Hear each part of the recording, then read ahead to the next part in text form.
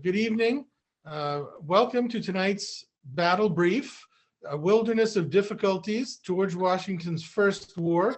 And we're lucky to be joined here by two very good historians who have been working in this field and in various capacities. Tonight, the main presentation will be given by Christian Fearer, who is a senior historian at the Pentagon's Joint History Office and has worked as such for the Department of Defense. Christian, correct me if I'm wrong, but I think it's safe to say that most of your responsibilities at the Joint History Office do not involve the French and Indian War.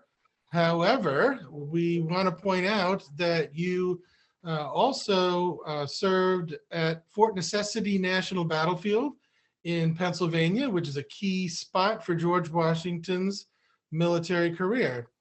And David Preston is the General Mark W. Clark Distinguished Chair of History and Director of the MA in Military History at the Citadel, and author of Braddock's Defeat, The Battle of Monongahela and the Road to Revolution, which came out, hard to believe, 7 years ago. It feels like it just came out about 2 years ago. Great book. And welcome, gentlemen, and thank you very much for joining us and our guests, our audience tonight, and very good evening to you. Thank you very much, John. Thank you, John, and thank you for all of the participants who called in tonight. Okay, well, we're going to talk about, as the title shows here, George Washington's First War, which, as we will learn or brush up on, the First War was the French and Indian War, not the Revolutionary War. And one of the things that we're going to start getting into right away is George Washington as a young person. It's almost difficult to believe how much responsibility he had as a young person. So my first question is people are generally familiar with George Washington as the revolutionary leader and then the president of the United States. But if someone were to have met him at age 20, what sort of person would they have encountered? Okay, well, if you were to meet George Washington at age 20, you would be meeting him in 1752. And one way to understand who young George Washington was to think about who he is not yet and who he does not know he will become. So one thing, we don't need a slide or anything, but if anyone has a dollar bill around, and you look at this guy, that is something that George Washington never could have imagined in 1752 that he would be. Not just on money, but he wouldn't have any concept of the United States because he is very much a Virginian.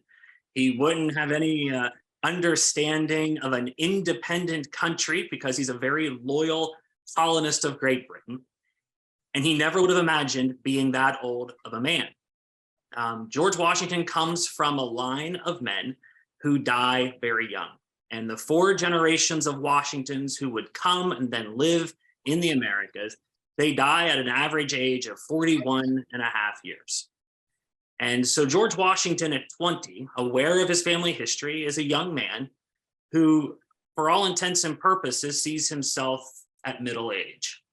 And earlier in the year, in July of 1752, George Washington suffered a very serious loss. He lost his elder half-brother, which was practically his surrogate father, who is his entry into Virginia's elite society. And not that George Washington was lost, he had a lot going for him, but he at age 20 in 1752 was at a real pivot point in his life. He had experience as a surveyor, he had some possibilities as a farmer, he had connections to Virginia gentry, but he was sort of a young man coming into what we would say his maturity of 21 and an uncertain future. When we think of Washington, though, the physical person, what would he have been? He wouldn't have been that old man on the dollar bill. To get a mental image of who we're talking about this evening and next week, a contemporary who described him as being about 6 feet tall. He bears the effects of smallpox. A year earlier, he had suffered that bout in Barbados with his brother Lawrence, who I just mentioned. He has flowing chestnut hair, not that white hair that we're familiar with. And he has all of his teeth. It'll be 3 years until he loses his first tooth. So he is fully ventured as a young 20-year-old in 52. But the only thing, speaking of those teeth, there is only one thing as a young man, one thing at birth that would guarantee or predict how he would go out of life, and that is, as he entered it, he would exit toothless. But in 1752, at the age of 20, he is very much a man waiting for his moment. Thank you. That's a good portrait of him. Now, getting to the situation of where he did start to move toward military action, the French and Indian War and the Imperial crisis there, Britain and France were long-term rivals. But what specifically were the sources of tension between Great Britain and France in the early 1750s? So just as George Washington as a person is looking through a glass darkly into the future, so for the 13 colonies, the future in North America looks very bleak in the year 1752. And the reason for that is that the French are strategically the most dominant power in North America.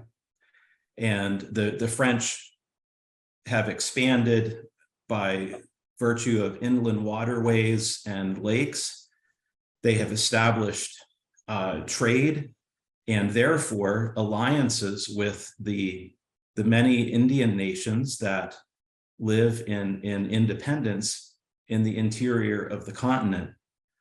And this combination of French power and Native American power has really rendered the British colonies on the defensive for the previous decades. And the British colonists intensely feel this sense of inferiority, this sense of being trapped or landlocked.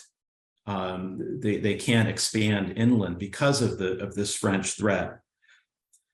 There are many contested zones, however, in North America, overlapping French and British imperial land claims that help to fuel and precipitate conflict in the 1750s. I always like to make an analogy to the United States and the long escalation of our involvement in Southeast Asia, in Indochina and Vietnam in the 1950s and 60s. A lot of that same type of gradual escalation can be witnessed here in terms of how these land disputes in contested places are ultimately going to fuel a much broader war that we know of as the 7 Years' War. And indeed, this is going to be a global conflict that will spread to all of the world's known continents at that time. So what were those contested zones of control? Nova Scotia was one place. The Champlain Valley was another.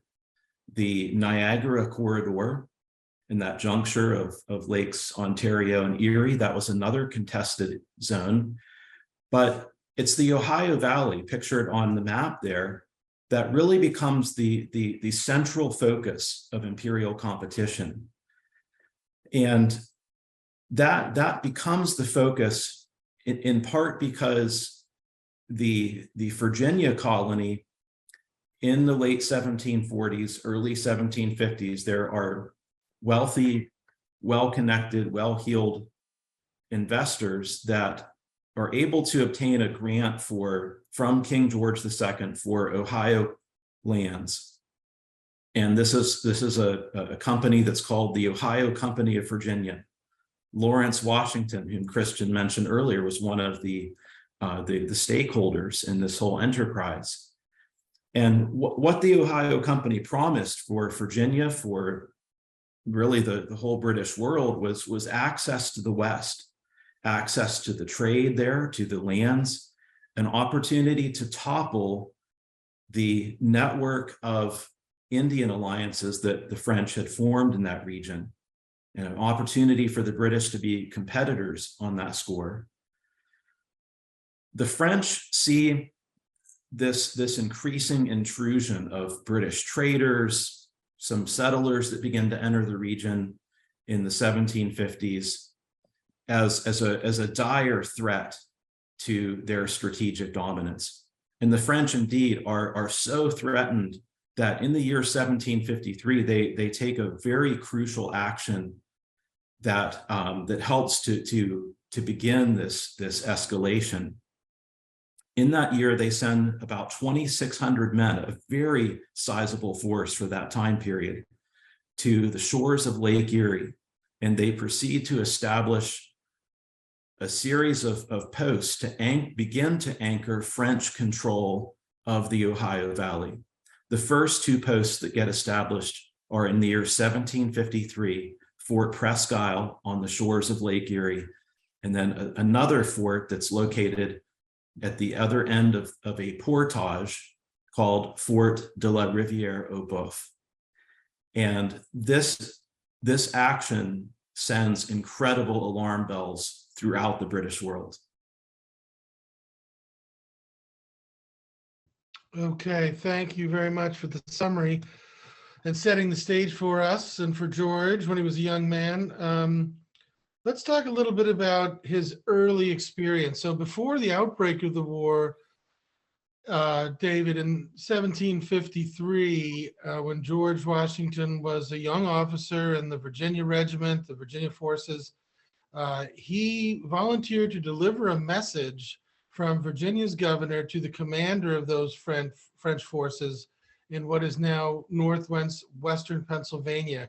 How did he become involved, and what did that mission entail, and what did that experience reveal about him?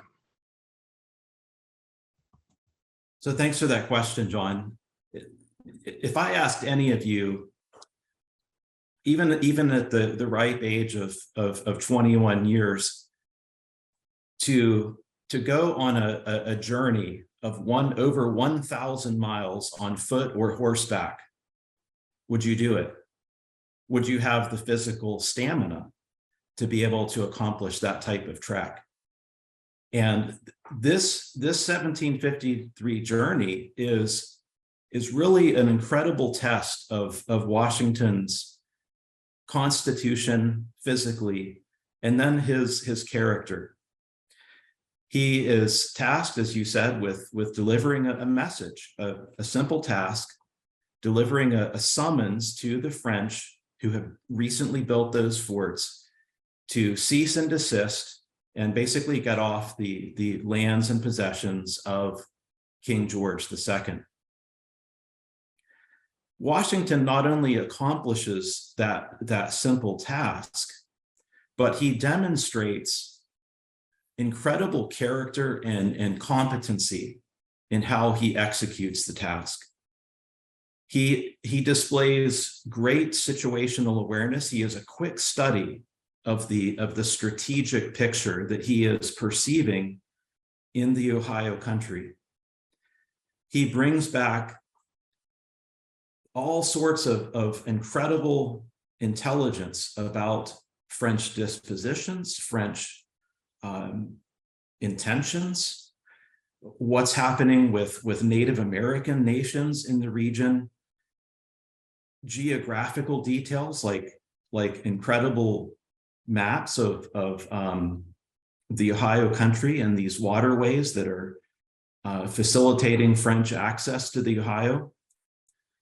It's one thing to go on a journey of over 1,000 miles round trip, but it's quite another to keep accurate scaled surveys and maps like this during your journey, let alone writing a journal along the course of your travels. So I think this is a testament to the young Washington's ambition as a young Virginian, the type of ambition that Christian spoke about a moment ago. And Washington ultimately is rebuffed by the French commandant. And the French commandant treats Washington with respect and entertains him But ultimately, the French are in the driver's seat here, right? They're the ones sitting in these new forts on the ground. Possession is 9/10 of the law. And so Washington goes back to Virginia, and Governor Dinwiddie, the royal governor, insists upon publishing Washington's journal that he has kept. And that's why you see there this journal being printed in Williamsburg, Virginia. This is soon a document that's read even in Britain itself. So at 21 years of age, 22 in 1754, Washington is a known commodity in the transatlantic world. Interesting for someone so young, right? All right, to move on, let's talk a little bit more about the governor appointing him in the Virginia Regiment. And Christian, Governor Dinwiddie appointed Washington second in command of the new Virginia Regiment at 22 years old and a lieutenant colonel. For the first time, he would help organize a regiment that he would eventually lead into battle. What was that experience like for him? What proved to be his greatest challenge as a new commander? To pick up where David left off and in answering your question, Governor Dinwiddie was not acting and sending Washington on his own whim. He was executing directions from his superiors in London. And in those instructions, he was told that he was to pursue a diplomatic option. He was to go and, in essence, ask them to peaceably depart. And what Washington brings back to Williamsburg is proof that diplomacy has failed. You have exhausted that option. And those exact same instructions in which advised Dinwiddie to send Washington as a messenger tell him that if that option does not work, if there is not a diplomatic off-road, then we are to respond and we are to repel force by force. Well, in order to repel force by force, you have to have a force through which to use. And colonial Virginia did not have that. There's an ambitious plan put into effect that for all intents and purposes was going to be an attempt at expeditionary coalition warfare. They had to project power to the theater of operations, which would be that strategic Ohio Valley. And they're going to do it using forces from North Carolina, from South Carolina, from, they hope, New York. They have other, it's a really complex plan. It's not just going to the Ohio Valley. There are feints, there are holding actions, fixing actions. There's diplomacy with Indian nations in the Carolinas to draw them in. It's an incredibly complex plan, but it's also being driven by time. And the British know, the Virginians know that time is not on their side. They have to bring all these forces together. They have to create a military force. They have to march it over the mountains, and they then have to do something with it. So what did they want to do with this force? And then to get to your question, how did Washington fit into it? The idea is to build a military force to check and to challenge the French, but really it is to get them there preemptively, to deliver a fait accompli. But then the real plan is not necessarily to fight the French with this force, but is to use it as a force of occupation, is to settle, to build not just a fort, but a series of forts. And when Virginia decides to raise a regiment, one of the things they use to entice volunteers is a promise of land in that area, and to the tune of hundreds of acres to encourage settlement. And Washington is going to become second in command of this new Virginia regiment. So who are the three people really in command of Virginia's efforts? Washington's first commanding officer is Joshua Fry. Now, Joshua Fry is an older man. Often in footnotes, you'll see an Oxford-educated mathematician formerly taught at the College of William and Mary, and that is true. He was also a member of the House of Burgesses. He was known for his academic interest in sort of the Trans-Appalachian West. He also is someone who had served as a diplomat to the Treaty of Logstown in 1752, the date we began with. Someone who is familiar with the workings of that region. So Washington's second in command. He goes from being a major of militia to a lieutenant colonel at the ripe age of 22, second in command, but he comes with the most recent knowledge, intelligence, awareness of what is going on in the theater. And then there's a third element, and that is led by William Trent. And he is an agent, an actor of the Ohio Company, a body of investors that David had mentioned earlier. And he is someone who's going to understand, well, the trade and then the settlement element too. So you kind of get a sense of British strategy, Virginia strategy reflected in the forces they're creating. So what's Washington's job? Washington's orders are initially to go out to the Shenandoah Valley and to draw recruits from the militia. He goes out there, his interpreter to Fort LaBeouf does the same. He goes to Augusta County and no one shows up. And worse yet, not only is no one showing up to volunteer, but there's active campaigning against people to volunteer. There's political opposition. This isn't a popular war that's beginning to brew. So Washington reports to Alexandria, the Virginia Regiment, recruiting officers go out elsewhere throughout the colony. And as a map that was just popped up there a moment ago shows all the different places that we know recruits to this new military body are going to come. So what's so special about that? Now, we take for granted today that the United States Army is drawn from neighborhoods, towns, communities all over the country. That's the Army as an institution is a reflection of the country. In 1754, you did not have in Virginia institutions that were reflections of the entire colony.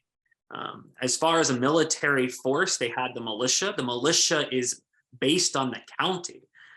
Power, as was executed at the time, was local and regional.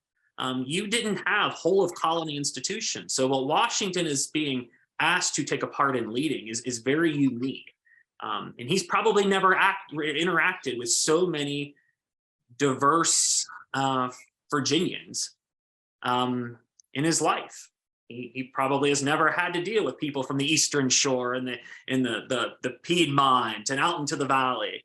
And when people show up for him in Alexandria to begin to form into a regiment and to train, how he imagined military command, something he had long aspired to, he is going to be in for a rude awakening.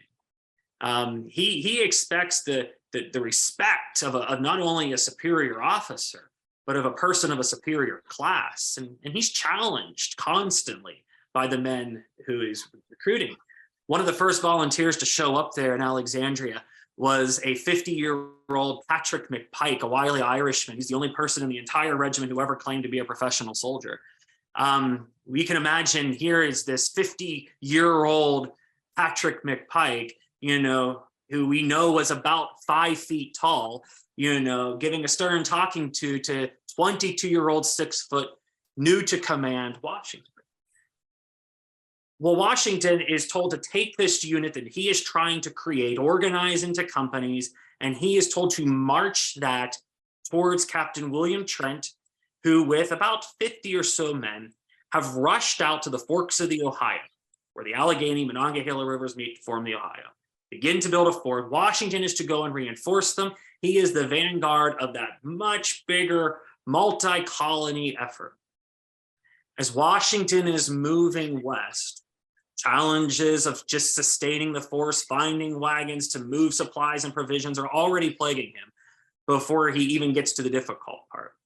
And when he arrives at Wills Creek, where Cumberland, Maryland is today, that is the literal end of the built road going north and west. He receives a report that French invasion force has come down to the forks of the Ohio, where Trent's men were building that fort, and they have forced them off by threat of force. And Trent's men withdraw, and Washington is faced with his dilemma. And he does something, the first time that he ever does, but something he will do for the remainder of his life, and I would argue is reflected eventually in his presidential cabinet, is he holds a council of war. He solicits the views and opinions of those other officers with him to decide what course of action they're going to take. And they decide that they're going to continue to the north and to the west, and they're going to begin to open up a line of communication, a military road over the mountains, beginning at Wills Creek.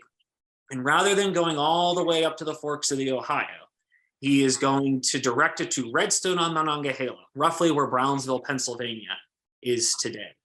And as he goes deeper and deeper into those woods, the time of year is now going into April. And every day, the deeper they go in the woods, the foliage is settling in over, and it ominously gets darker. It's very fit for what they are encountering. And as they get closer and closer to the French position, the threat of the French become closer and closer to them.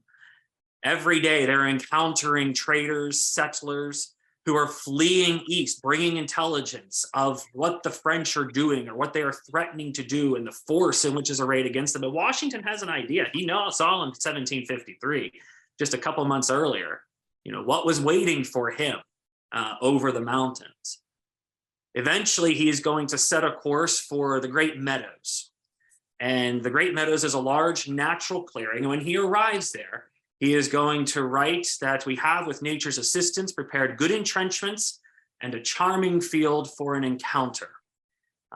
Washington knows the French are nearby, and it's while he is there that he is going to receive a report of their location. And this is when things are going to get very serious for him. When Washington is at Alexandria, he is told a lot of what he is to do. But by time and distance, the deeper he goes away, the more the burdens of command and responsibility fall squarely on his shoulders. And he might be second in command, but he is a long way from his commanding officer, Joshua Fry, who is following with additional forces. And a lot of the other reinforcements are still far behind. And today, Fort Necessity from the museum, or the Great Meadows from where the museum is today, is about a 3-hour drive. We're talking weeks on the march. It's a pretty isolated and remote spot in late May 1754.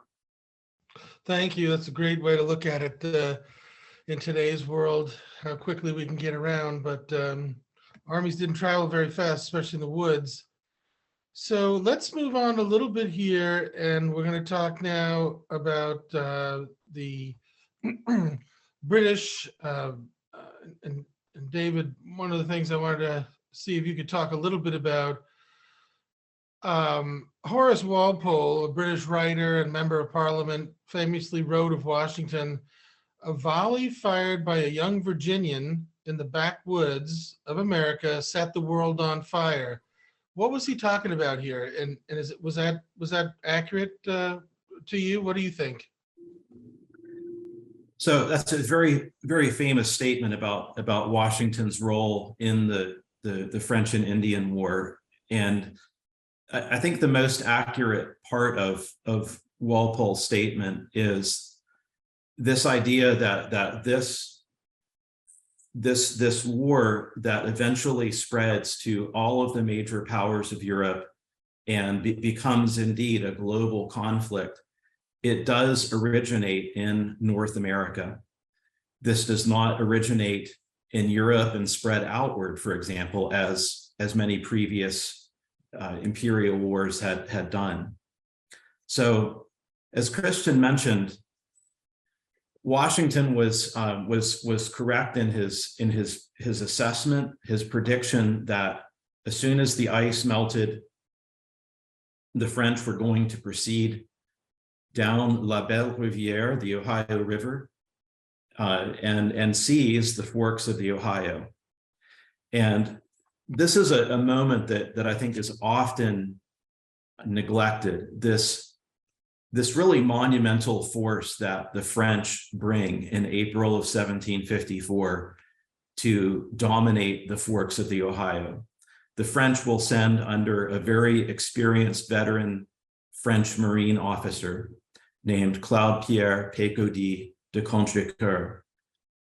Contrecoeur's force consists of around 600 French Marines, meaning regular troops, and militia. And British reports of this hostile takeover of the forks of the Ohio relate that Contrecoeur had about 16 pieces of artillery.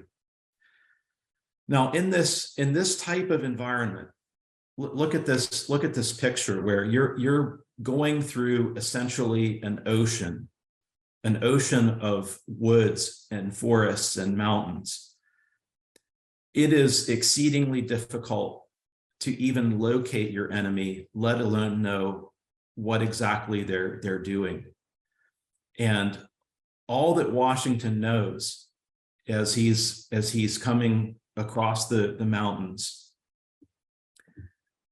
is that the French have sent regular troops in part. They have used artillery to force the capitulation of a British outpost. Now, the British defenders there, as Christian mentioned, were so few that they couldn't put up any type of resistance. It would have been foolish for them to have resisted 600 men with artillery. So not a shot was fired in April 1754 as the French take over this small British outpost. What is Washington to make of this? I think any wise officer would conclude that French actions, French intentions were utterly hostile at that point. Washington assumes essentially that a state of war exists now, in the region at least. Remember, as John said, that this is still in a time where there is no declared war between Britain and France. So things are escalating here. The snowball is going down the hill and gaining momentum, but there is still no declared war at this point. And Washington certainly has to take that into consideration. But his stated orders that Christian mentioned moments ago authorize him to repel force with force if the French interrupt, or certainly if they haul up 16 pieces of artillery against a British outpost in the region. And Washington at that moment was authorized by his orders to, again, use force to assert British rights and control in the region. So Washington begins to hear reports of French patrols, scouting parties, and he's receiving reports of multiple French scouting parties that are trying to presumably locate him and again presumably attack and destroy any British forces that they encounter. And so it's in late May of 1754 when some of the few remaining British allied natives in the region, these are Ohio Iroquois or Haudenosaunee, they continue to see the British as their best option for their continued power and independence in the region. This is a handful of warriors that are cooperating with George as he is advancing westward towards the Monongahela Valley. And these natives bring him intelligence of a small French party that they have fixed on the top of what is today called Chestnut Ridge, a little bit to the east of where Uniontown, Pennsylvania is, and not a long march from the Great Meadows that Christian mentioned, where Washington had kind of established a base camp. What Washington displays here, and for those of you who are in the audience, there's an article I wrote for Smithsonian Magazine several years ago that discusses this moment in much greater depth than I'm going to now. But this action that occurs on May the 28th of 1754 is really one of the incidents that Horace Walpole was referencing in his statement. Washington takes this very actionable intelligence. There's a French party close by you. Washington does not hesitate. He displays boldness and decisiveness in his decision to locate and attack this French party that's encamped up on the ridge. And with his Indian allies, they all orchestrate a successful ambush of this small French party, numbering slightly over 30 individuals, on the morning of May the 28th of 1754. In my research, I uncovered a document that clearly states that this was an Ohio Iroquois warrior, a participant in this whole action, who later testified before other British officers that Washington had not only led the force at the head of the column, but that Washington was indeed the one who literally fired the very first shot against the French, presumably with a musket or a pistol, which again displays an incredible decisiveness and willingness to shoulder the burden of responsibility. So the action itself is very easy to describe. I mean, this is a skirmish really that was over in maybe 10 minutes. The French are there is firing between both of the parties. The French, for their part, are killed, wounded, captured, save one Canadian militiaman who runs away, gets back to Fort Duquesne to tell the tale. Now, if we stop right there, this is no big deal whatsoever in London or Paris. But what happens next is something that makes this an incident. And indeed, this action is sometimes known as the Jumonville affair, named after the French-Canadian Marine officer, Ensign Joseph Coulon de Villiers de Jumonville, who was wounded during the attack, but subsequently killed by one of Washington's Indian allies, the leader of these Ohio Iroquois, named the Half King. Historians have speculated intensely about what happens in this incident and why. I encourage you to read more about it. But for our purposes today, let's end with this realization that the French, for their part, insist that Jumonville's mission, his stated orders that still exist, this was a diplomatic embassy. It was not a hostile party intent on, for example, ambushing and destroying Washington's force.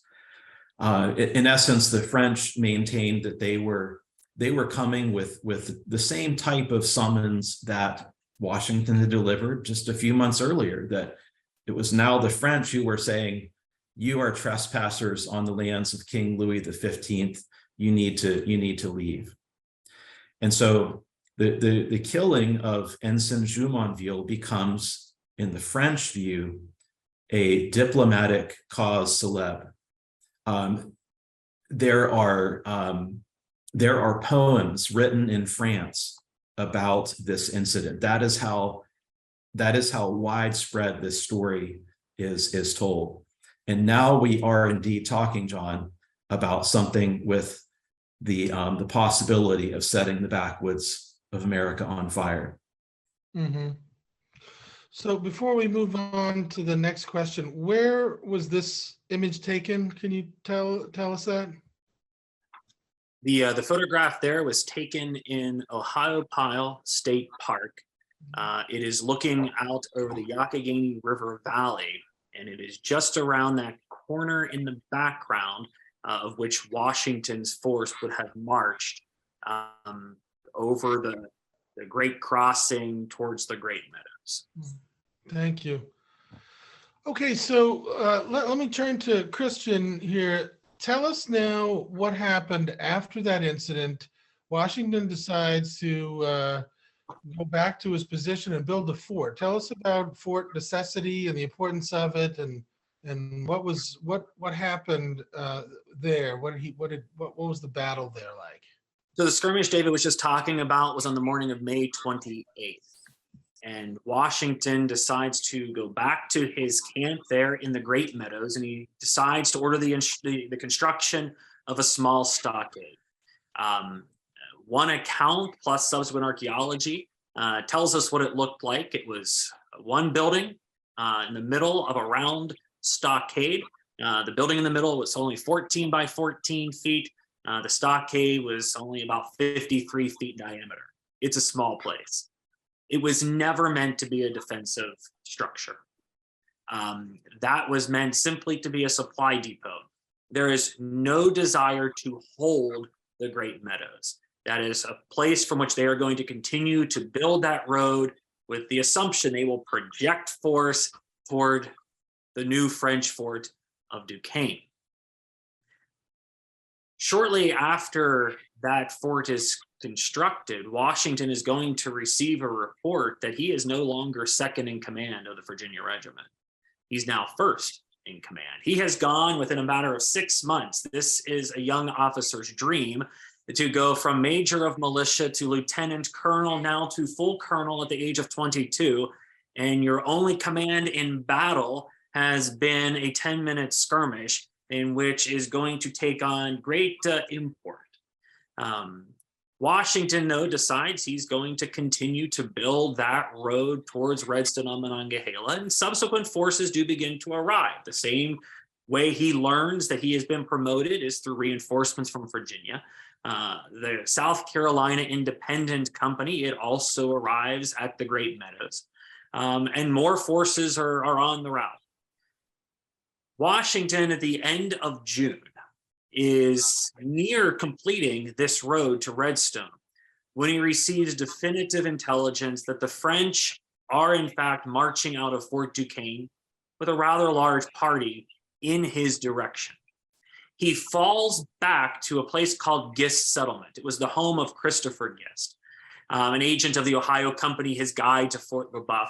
It's about 10 to 13 miles from the Great Meadows. Washington summons the rest of his Virginians who were there at the Great Meadows down over the mountain, and they begin to fortify Gist Settlement. And once again, now for the second time, there is a decision that has to be made of import, and Washington convenes another council of war. And they decide that between Gist Settlement and that stockade in the Great Meadows, the latter is the more defensive. And they are going to withdraw back up over the mountain because they also hope when they get there, much needed supplies will finally have arrived. Now, I mentioned a while ago that Virginia had no real history of this type of expeditionary warfare. They had no force at the ready. That meant they also didn't have supplies and provisions at the ready. This is all very much ad hoc, and they're scraping almost literally the bottom of barrels, trying to get provisions out to the forces over the mountains. By this point, at the end of June, many of Washington's troops hadn't eaten in nearly a week. They're becoming weak. And in their condition, that's a pretty desperate position to be in when you know that there is potentially a much larger force that is bearing down. They decided the Council of War that they are going to fall back to the Great Meadows. And when they get back to the Great Meadows around that fort, they begin to dig defensive works, trenches. They are going to make their stand there. And in their condition, the men, for all intents and purposes, refuse to go any further. On the morning, or actually the evening of July the 2nd, that French party, led by Jumonville's older brother, is going to arrive at Gist Settlement. And they look around and they can see that that position has been prepared, fortified, and it's also been abandoned.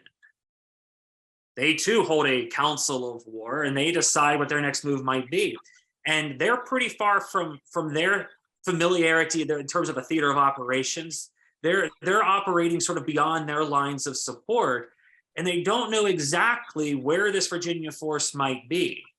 But what they do know about their commander is demonstrated on May the 28th. They know that this young Virginian is willing to strike. They decide, seeing that that position at Gist Settlement has been abandoned, that they are going to withdraw and go back to Fort Duquesne. Now, we often talk in history as historians about contingency, and these are one of these great moments of contingency, because that same evening, someone arrives in the French camp, and it's a deserter from the Virginia Regiment. And the deserter tells them, not only can I tell you where Washington is, I can tell you the condition his men are in. And with that information, the French commit the next morning to going up over Chestnut Ridge. They pass the site of that Jumonville skirmish.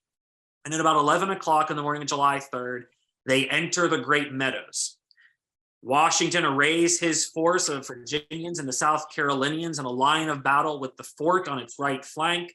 The French slowly maneuver their way down across the meadows.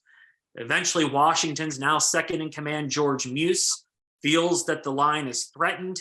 He takes it upon himself to withdraw to the fort. The line begins to fall, collapse. They go back into the earthworks, into the fort. The French surround Washington's fort. And then not only does it begin to rain lead, but it begins to rain, physical rain, bad weather moves in, pouring weather. There is one attempt to take the fort by force. It is quickly repulsed.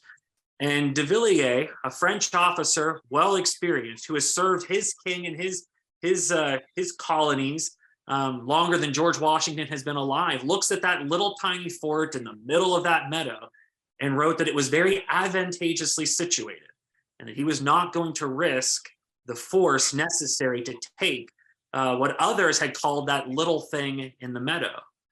After about 9 hours of fighting, both sides are kind of at a stalemate, assuming the worst of the other. Near nightfall, Washington and his men are looking out, and they expect that the end's about to come. Washington would write later that they fixed their bayonets and were prepared to sell their lives dearly.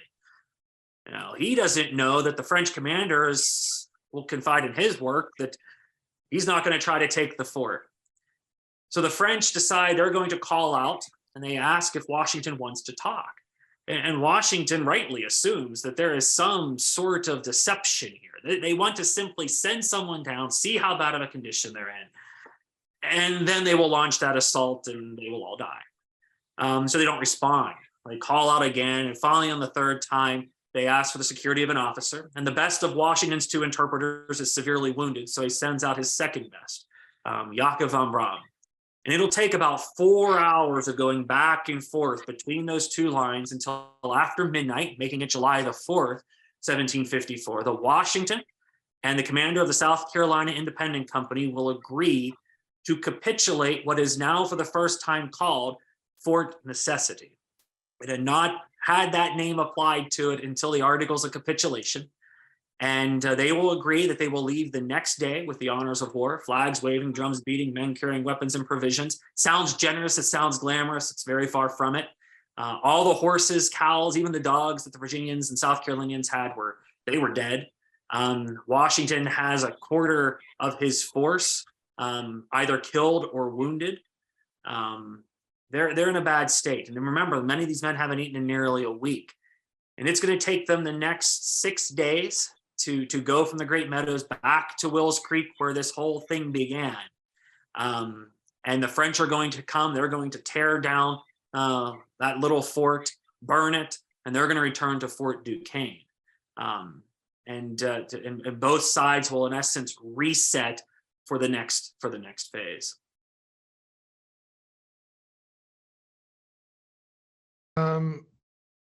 Moving on in the story here, the Washington's defeat at Fort Necessity, the surrender of it. After that, the British government in London appointed Major General Edward Braddock as the commander-in-chief of His Majesty's forces in North America and charged him with leading British regulars on an expedition to take Fort Duquesne. Who was Braddock, and why did Braddock invite Washington to serve as a gentleman volunteer on his staff? And what did Washington hope to get by serving as a volunteer with Braddock during this part of the campaign? So there is a lot that happens in the aftermath of the action there at Fort Necessity. When news of Washington's defeat is received in London several weeks later, in August of 1754, there is indeed great alarm, because the British know at this point that the French are fully in control of the Ohio country.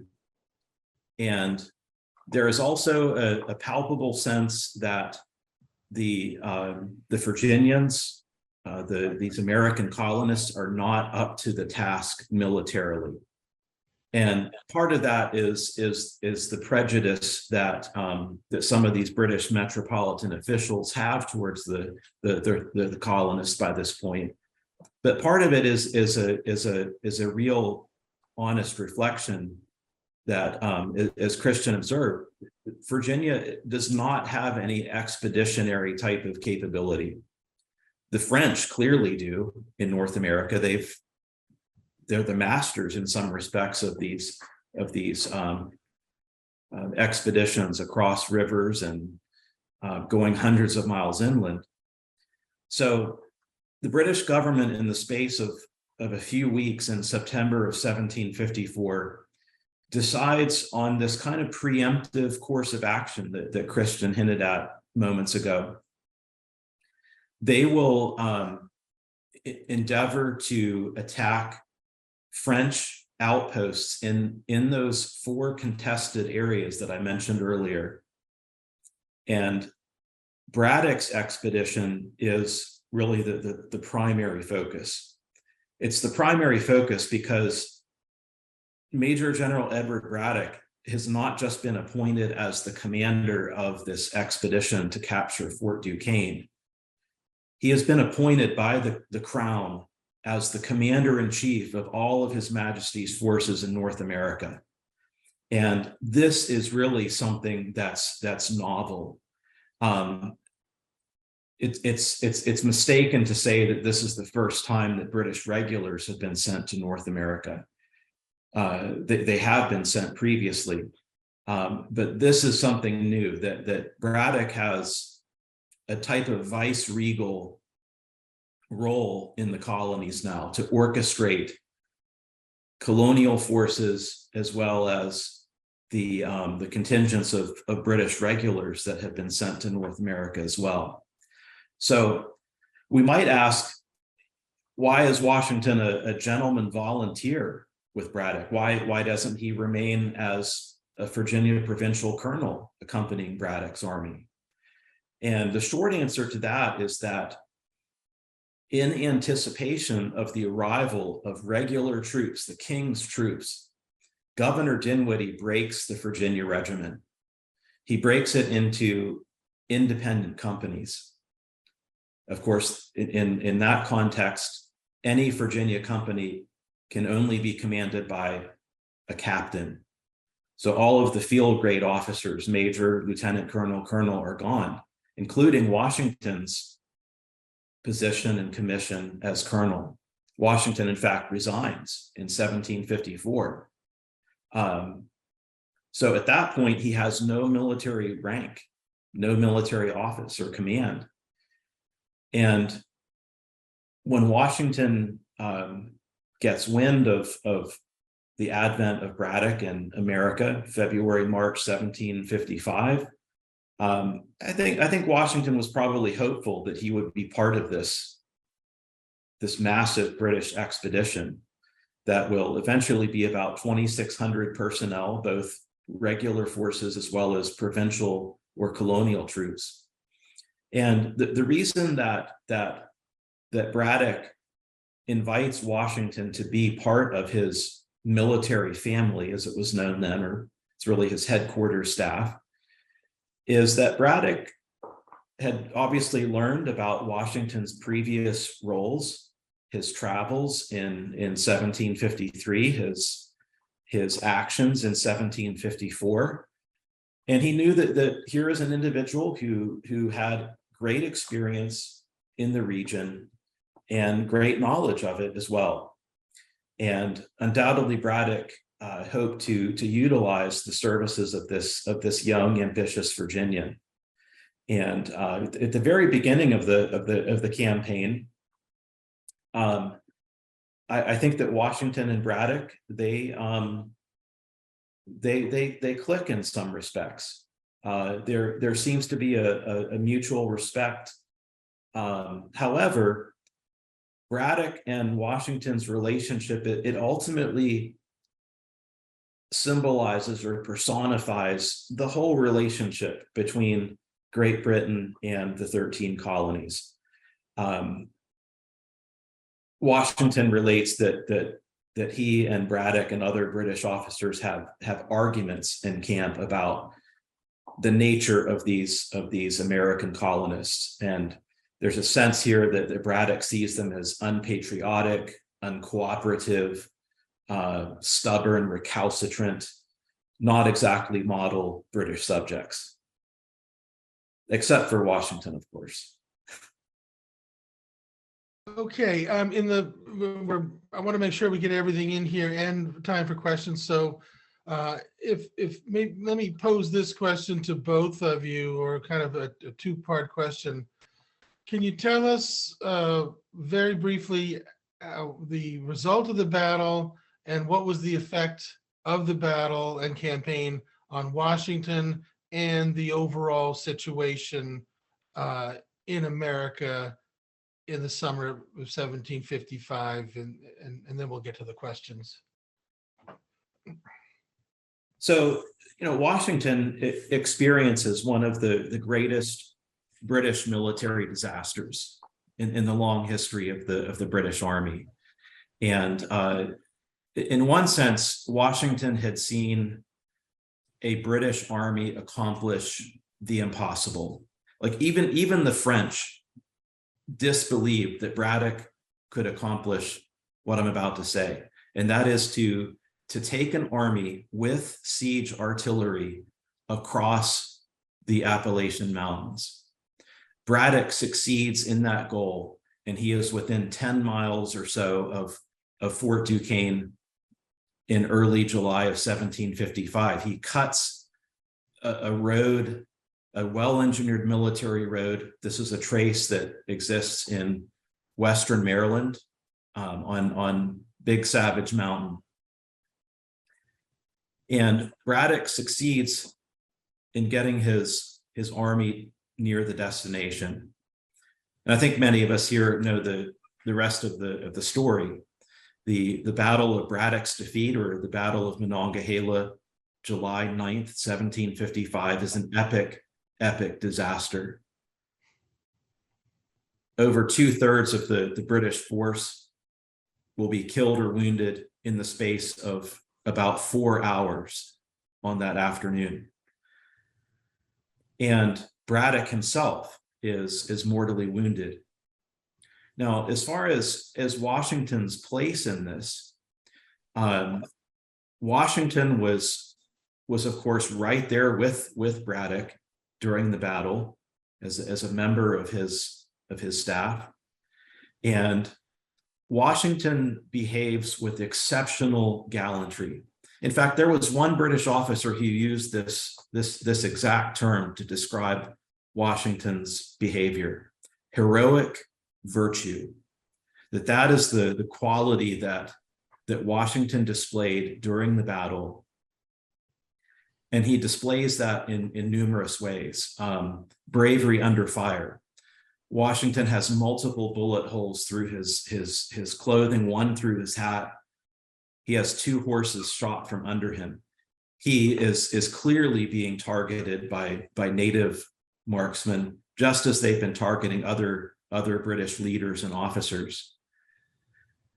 Washington also, achieves reputation broadly in the colonial world because of how he helps to lead the rear guard stand of General Braddock's force.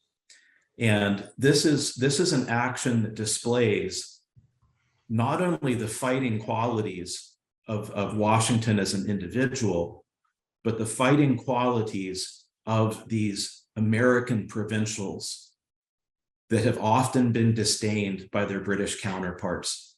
And so the battle pits in a very stark way how these alleged British professionals who were supposed to be the masters of war, how they had fled in panic and terror, while the American provincials had stood and fought against all odds until the army had managed to escape.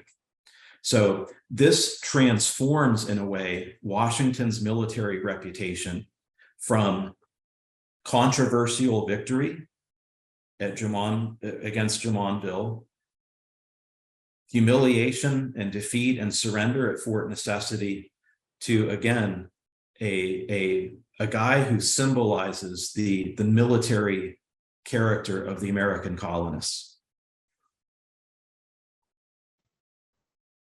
All right, Christian, let me ask you a little follow-up question here because of your time at Fort Necessity and David as well.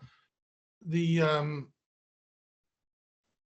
after Fort Necessity and the surrender, it seems like that there was a momentum on both French and British sides to battle out in America, and somebody's going to take control of the forks and it's going to be us. Well, that kind of mentality.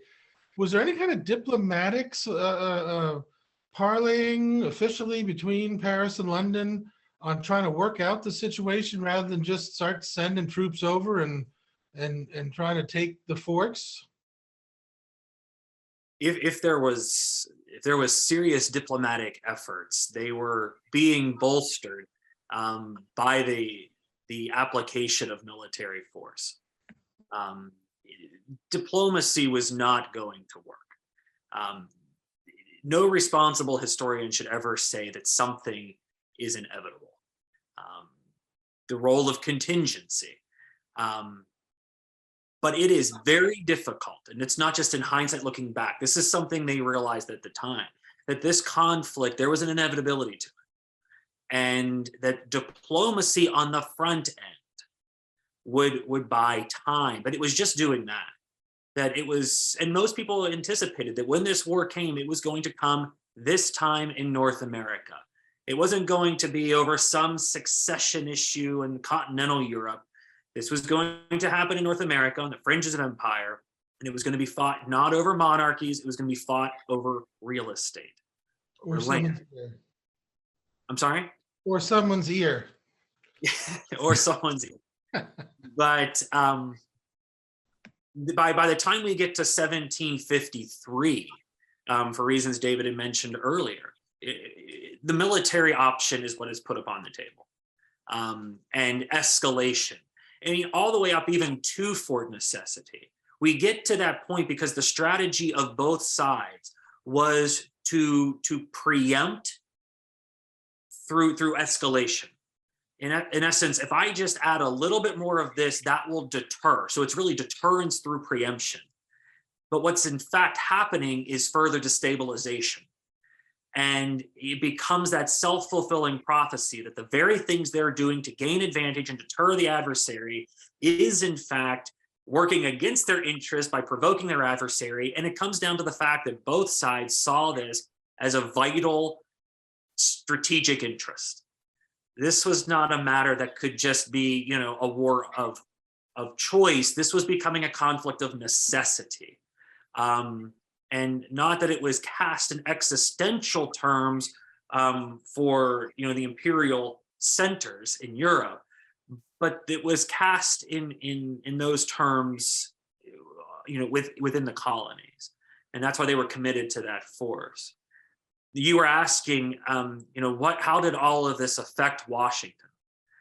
these first couple of years. I mentioned when we began a while ago that if you would have met 20-year-old George Washington, he was a young man who just lost his brother, a principal influence in his life, and not that he was rudderless, but there was no obvious opportunity to allow him to excel, to become something.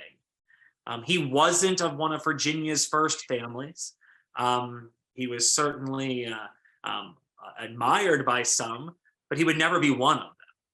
And this conflict that was brewing just in that moment, at that point in his life, opened up a door into which, because of his ambition, he was more than willing to walk through. You know, and ambition isn't enough. There has to be skill. There has to be character. There has to be, you know, all of those features in which he is going to, one, bring as natural ability and also learned skill and ability. These are very trying times for him. And he carries at times the burden of empires on his shoulders, whether he realized it then or not. But what he learns in 1754 and in 1755, this will be very important as we move into next week and as we consider just now what his future will be, a future that he at this time never could have imagined that we can, from the perspective of the future, is you can lose. You can lose badly. But at the end of the day, you know, you can still go on. And that builds character. He begins to see conflicts, you know, not just for the set piece engagement, but to seize a conflict or a battle within the larger context of a conflict. That there are many turns, many plays, many factors, many contingencies. He begins to appreciate the complexities of war. You know, from those first shots at Jumonville and the diplomatic consequences, through the catastrophic defeats. And by the end of Braddock's campaign, when Braddock's army is defeated, and Washington now finds himself back in command of a newly reconstituted Virginia Regiment, the situation is dire, and he's going to have to rely on that perspective he has earned, because Braddock's road runs two ways, and that road that allowed them to project force to the west is going to become an avenue for invasion going east. And it's going to become Washington's responsibility to help defend Virginia against a threat that there really is no adequate defense against.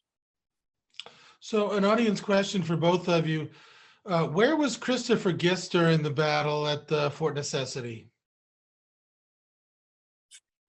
That's a good question. It's a question I've wondered, not just with Christopher Gist, but with other people. Now, there are indications that there were more people at the Great Meadows than just the soldiers, just the Virginia Regiment, the South Carolina Independent Company.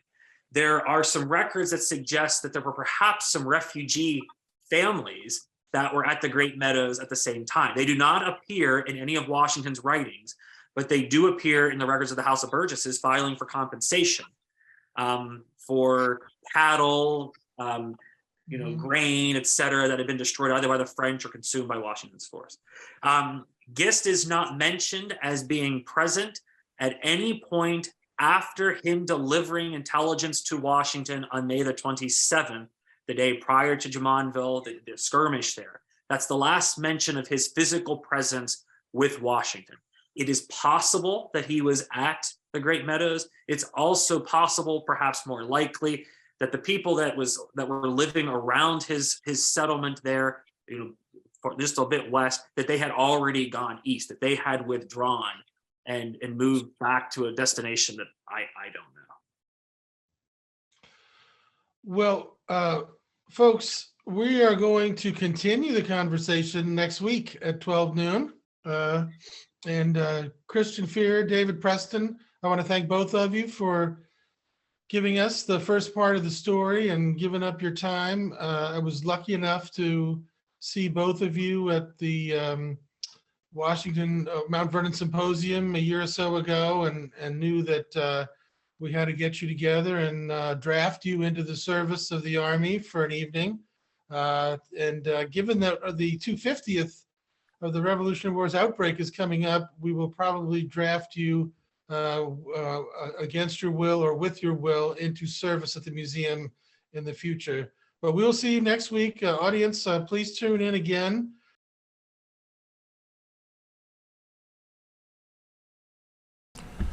Well, welcome everyone to the National Museum of the United States Army. I'm John Moss with the Programs and Education team here.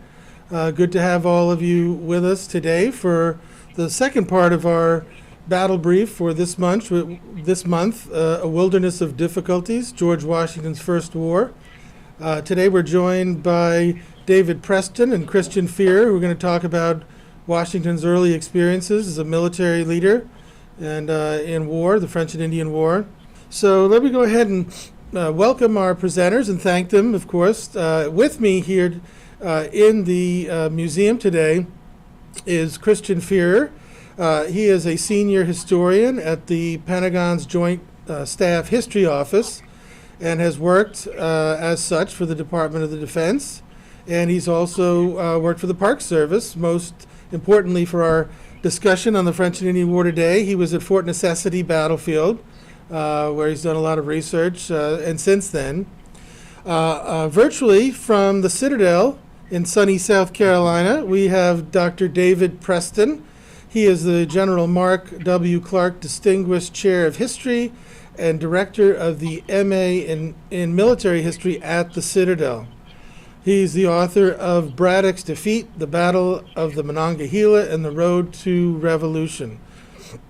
So welcome both of you, and thank you for joining us in person and virtually. Glad to have you with us. Thanks so much, John. Well, I'm going to go ahead and start on kind of picking up where we left off. The last program, we kind of ended up with General Braddock not doing so well on July 9th, 1755, excuse me, and we talked about George Washington's experience in that. So let me start out by asking David, last week we talked about Braddock's defeat. Could you recap for the audience how the battle altered the strategic situation in North America during the early part of the French and Indian War? And how did Braddock's defeat escalate the conflict between Britain and France and their respective allies to the point that open warfare developed in 1756, making it a global conflict? Right. Thanks for that question, John. For the benefit of audience members who might not have been able to tune in for our last session, I think we can summarize it with this remarkable aspect of George Washington's life, that he was involved in the 3 episodes that really precipitate open war between Britain and France in North America in 1754 and 55. And those 3 episodes are Washington's initial skirmish in 1754 with a small French party, which turned out to be a very controversial moment. Secondly, the Battle of Fort Necessity, in which Washington, his force was defeated by a French and Indian force and capitulated. And then thirdly, as you mentioned, Washington was involved in Braddock's expedition as a gentleman volunteer, an aide to the commander-in-chief of all British forces in North America, Major General Edward Braddock. And as we learned last week, Braddock was indeed catastrophically defeated. And that was a key moment in the young Washington's life. In terms of this, how this changes the strategic dimension of this imperial conflict, I think we first have to start with how catastrophic this defeat really was. And there are 3 aspects of this defeat that are worth mentioning. Number 1 is that the French captured General Braddock's entire train of artillery and his ammunition and supplies. The loot from Braddock's army was so great that the French even had to build an entire new appendage to Fort Duquesne just to hold it all. And this artillery proved to be a game changer in an operational and tactical way, as the French began to use some of this captured artillery along with their own to besiege and capture other British forts on other parts of the North American frontier. So in particular on the map there, Fort Oswego falls in August 1756, Fort William Henry, famously known in the novel Last of the Mohicans, that falls in 1757. And in each of those cases, Braddock's gift is the one that keeps on giving for the French in this case. So that alone swings a lot of the pendulum of military momentum over to the side of the French. Secondly, the French captured General Braddock's headquarters papers, and those papers contain very damning secrets and information. It contains, for example, letters from high-ranking British ministers to General Braddock, in which they're discussing these 4 ongoing expeditions in North America, again, in a time of peace between the two crowns. This is not supposed to happen. And the French they actually publish some of the more damning correspondence for all of Europe to see. And they use it as a kind of diplomatic tool to emphasize British aggression. And so this is one of the things that helps to swing events closer to a declaration of war in Europe. Last but not least, let's not forget that 2/3 of the force that defeated General Braddock was composed of Native Americans. And the Native Americans gain a decisive victory on their terms. They bring back stories of this incredible victory, lopsided victory, virtually no casualties for the Native Americans, and they're bringing home all sorts of materiel: horses, British officers' uniforms, flags, muskets, equipment, etc. What this does is that it mobilizes many Native American warriors for the French war effort in the next year and in the years to follow. Finally, one of the most important strategic changes as a result of this defeat is that it is so shocking that it demands vengeance in the eyes of the British. After Braddock's defeat, Britain's war effort in North America is really revolutionized in a sense. It goes from being very limited, the aims of simply capturing some French forts in contested zones of control. It goes from those limited aims to ones that are more total. And what I mean by that is that Britain aims after Braddock's defeat at nothing less than the absolute conquest of New France by arms. And that is precisely where the war will end in 1759 and 60, is in the heart of Canada with the conquests of Quebec and Montreal in those 2 years. Okay, thank you, David, for setting that up for us. And I'm going to give a question to Christian here in light of that. So David has told us about the situation for the British and the catastrophe. Can you tell us some details about the situation for George Washington and Virginia, mostly about the challenges that he and Virginia were facing in the spring of 1756? going back just a little bit before 1756, right to the end of Braddock's defeat, if there is one word to describe the situation facing Virginia and Braddock, it's bad. And if I were to add another word, really bad. From the fall of 1755 all the way through really the spring of 1758, the war that is going to descend on Virginia, which will become Washington's primary war, is going to be a very irregular conflict.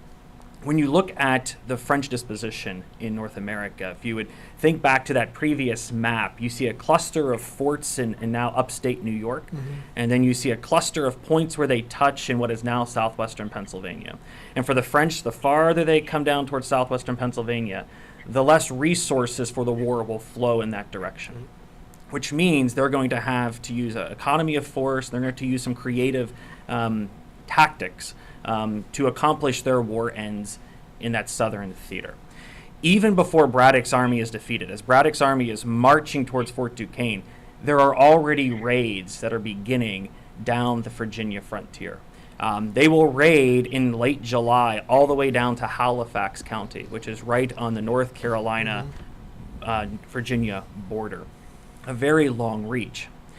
Braddock's army, of course, marches up Braddock's Road, and as we mentioned last week, roads, even those that are marked one way, can run in two directions, and that route of advance for the British becomes an avenue of advance into the British interior, into their rear, into the west.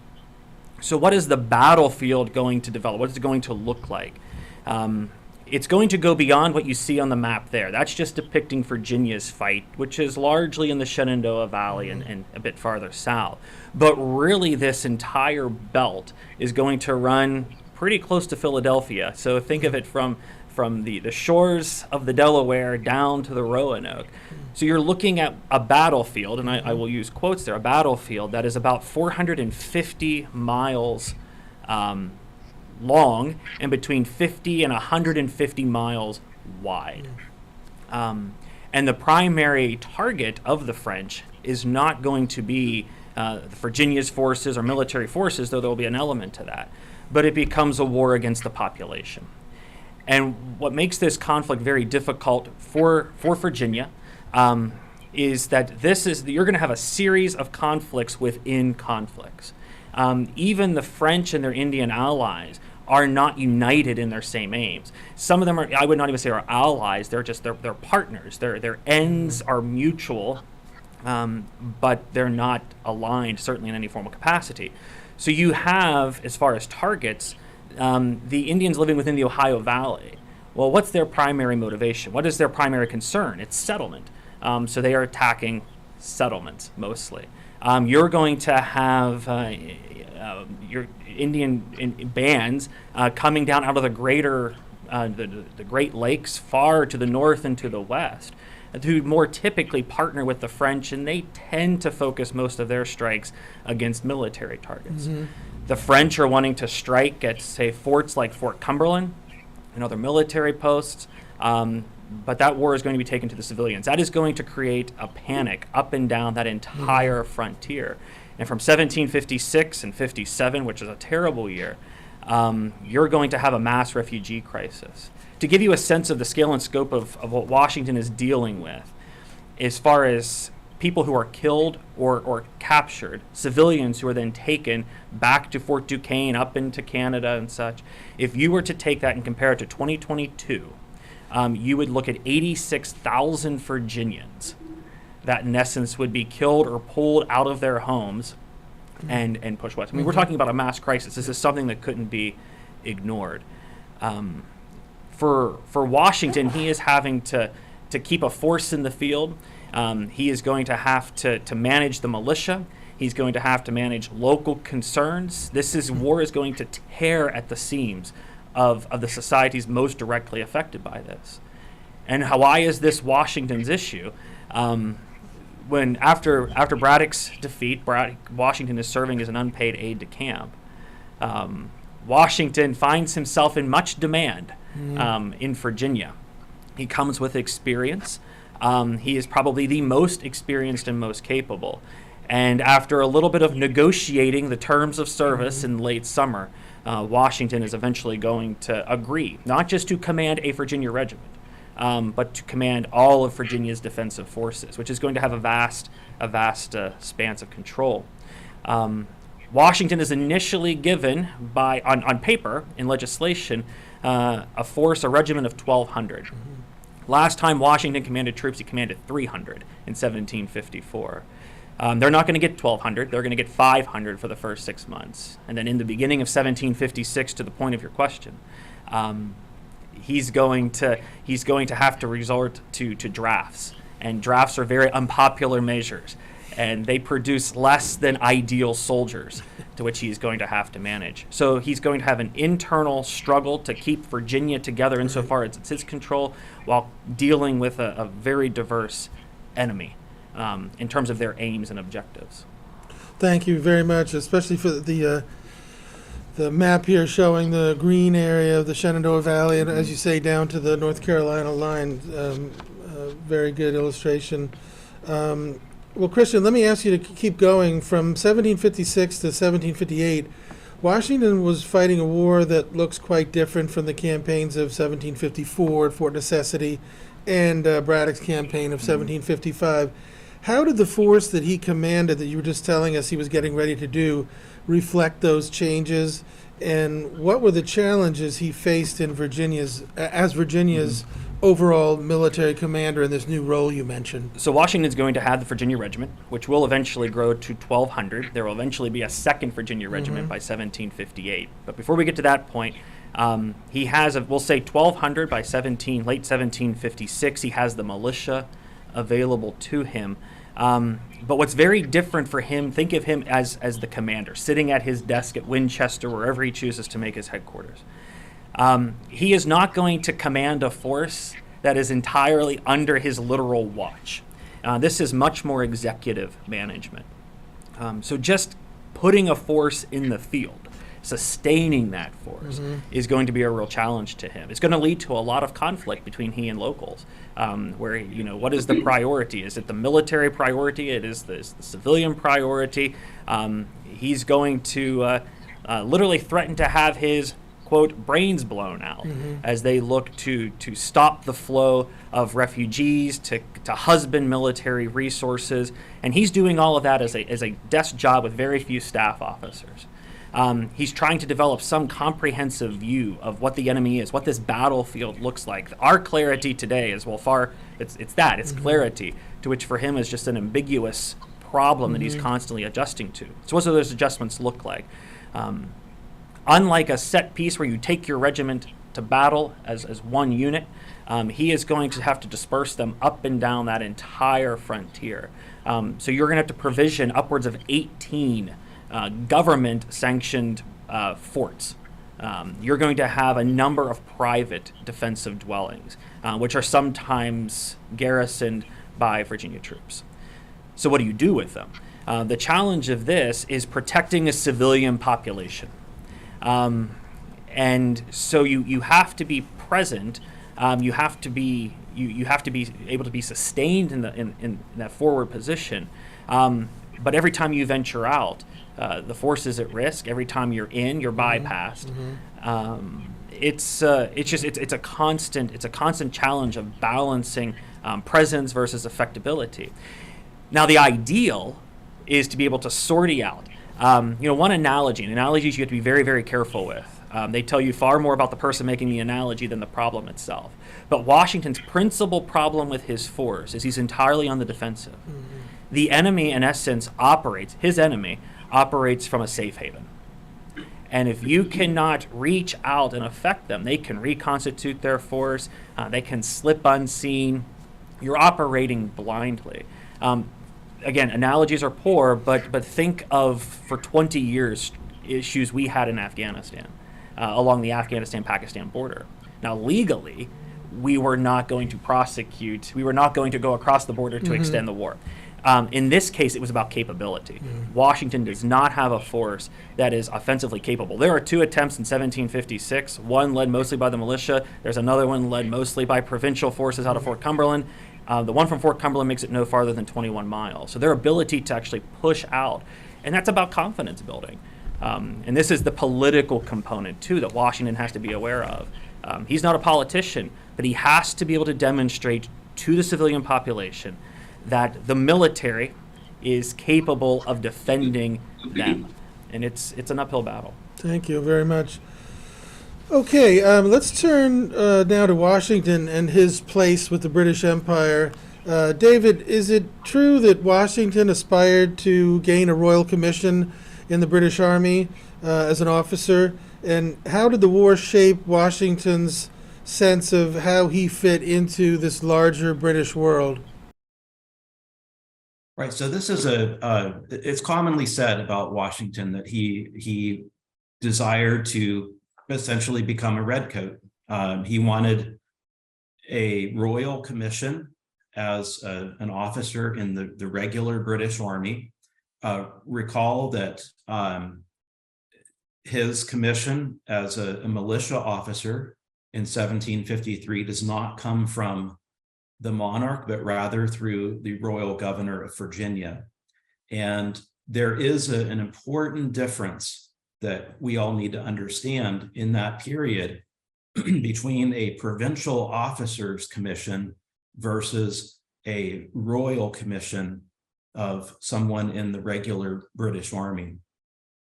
According to a British ministry rule in 1754, as the ministry was contemplating these kind of joint expeditions composed of American provincials and British regulars going forward in 1755, essentially they're looking at issues of what we would today call command and control. Who is in command in that type of joint effort? And the British rule in such a way that the American colonials, the provincials, feel much discriminated against. And in this 1754 rule, it means that a British Army officer with bearing a King's commission from the rank of captain and above would have precedence, would have command over any other colonial officer. And what this means in practice, to give you an example, is that you could have a provincial colonel commanding a regiment. And in this type of joint context, in a joint expedition, a British regular army captain could order an American provincial colonel what to do. And this really rubs the Americans, and Washington in particular, the wrong way. It rubbed Washington so much that he actually resigned his colonel's commission in 1754, rather than in his view to be dishonored in this type of context. Now, as I mentioned in our previous discussion on this, it helped that Governor Dinwiddie broke the Virginia Regiment, so that Washington wouldn't have had a role anyway. So there was nothing above the grade of a rank of captain for there to be friction with. It's also worth bearing in mind from our previous discussion when Christian was talking about Lawrence Washington, that George's older brother and this figure that he really loves and venerates, that Lawrence Washington in his early life did in fact have a British regular army commission as a captain in one of the previous wars called the War of Jenkins' Ear. And in that context, the British ministry had decided to go a different route. They had actually raised an entire regiment that was on the British Army's establishment called the American Regiment, or Gooch's Regiment. And the British allowed for the company grade officers, so ensign, lieutenant, captain, to be held by deserving, well-regarded, influential American officers like Lawrence Washington, who could help with recruiting and things like that. And so you have to remember, this is in George's memory. Why was it then that the British government in 1754 essentially closed the door to that type of approach and began to treat the Americans as kind of second-class subjects? This really drives Washington berserk. And there are many examples of this I could give during his time in the French and Indian War. But I think one of the most telling statements that Washington ever made on this point was a letter to the Royal Governor of Virginia in 1757. And he writes in frustration, "We can't conceive that being Americans should deprive us of the benefits of British subjects, nor lessen our claims of preferment to the same." And I've always marveled at this statement because, number one, Washington says not being Virginians, but he says being Americans. And this whole conflict between provincials and regulars is one of these points of frictions that generates questions in the minds of people like Washington about their place in the British Empire. Why is it that their merit, that their experience is not seen in an equal esteem in the eyes of the British Army or the ministry in London? All right, thank you. We're going to move now toward Washington's third trip out to the Forks of the Ohio, the first being 1754, the Fort Necessity campaign, the second one being the 1755 Braddock's campaign, which you described both of those last week, and Christian also.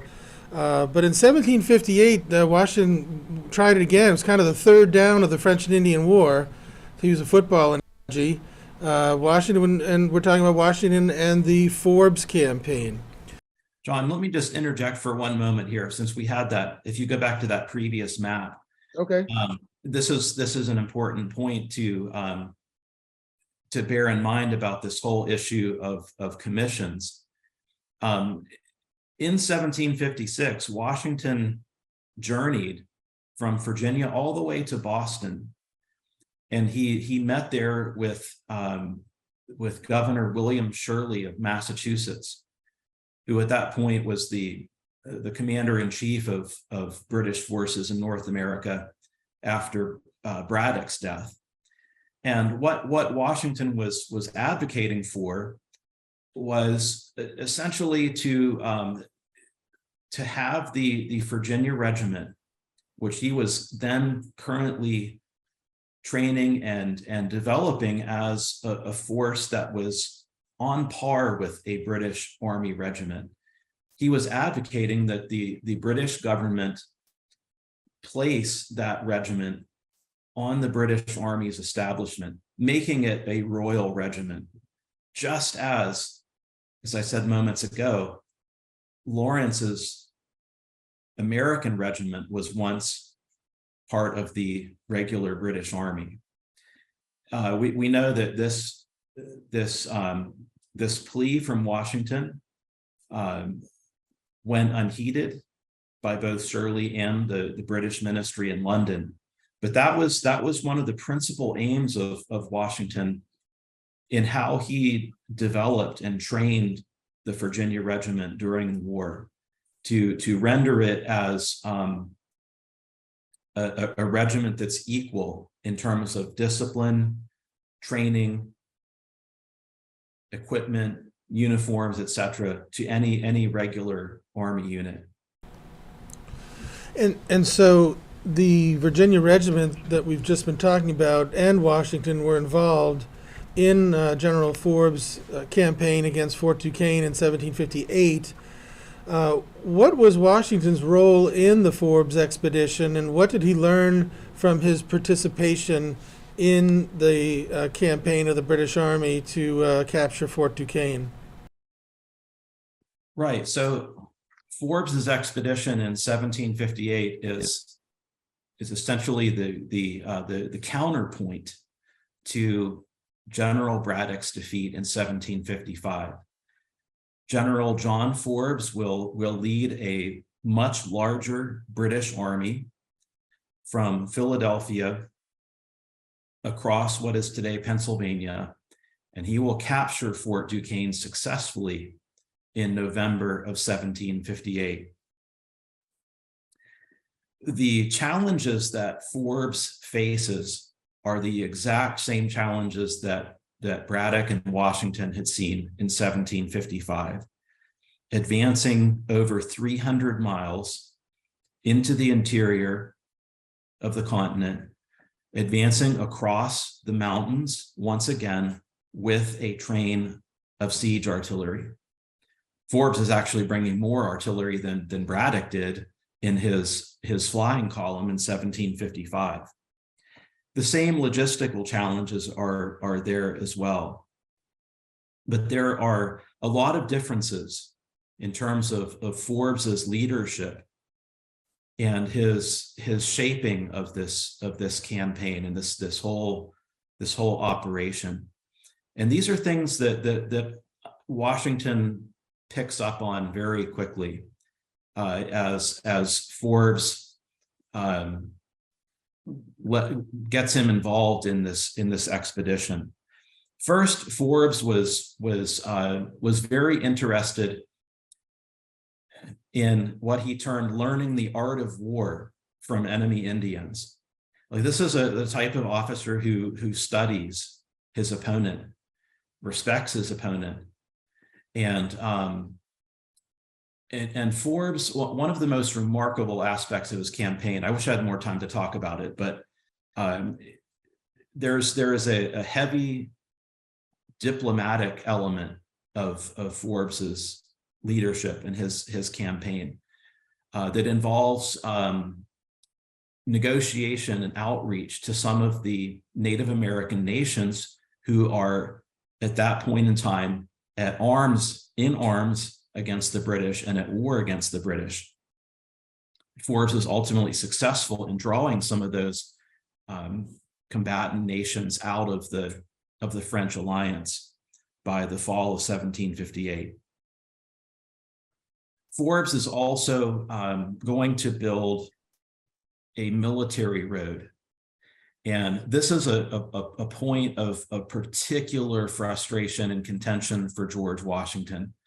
Washington, for his part, advocated that Forbes, he could begin in Philadelphia. That was his initial base of operations, if you will. Washington and many others expected Forbes to simply head into southeastern Pennsylvania, pick up General Braddock's old road at Fort Cumberland, and follow the road from Fort Cumberland to Duquesne. Forbes, he studies things. He's a student of what has come before.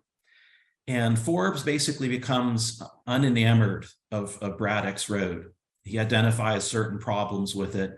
And the long and short of this is that Forbes decides to cut a road just straight across what is today Western Pennsylvania. And you can see there on the map how the heart of that road essentially begins near Carlisle, heading down towards Shippensburg, over towards modern Bedford, and then towards points west. So again, Forbes is doing the exact same thing that Braddock did in constructing a well-engineered military road across some of the most difficult and steep mountain ridges you can possibly imagine. And I've hiked and walked many of those. This frustrates Washington immensely, and there is incredible friction between Washington and Forbes on this point, because it involves, in Washington's mind, future control of the Ohio Valley. Remember that this war began in essence because of Virginia's expansion into the Ohio Valley. And now General Forbes, in Washington's view, is handing Pennsylvania, this nearby large, also expansive rival colony, a highway straight to the Ohio country. And Washington knows that this in the end is going to create competition and conflict between Virginia and Pennsylvania. And he actually is very prophetic on that point.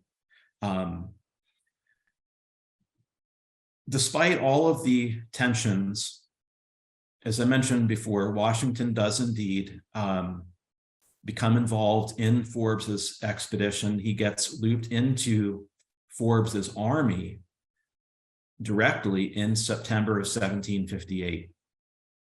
Washington and Virginia Regiment will end up marching northward from Fort Cumberland. You can see that on the map there, straight up that valley to Fort Bedford, or what was then called Raystown.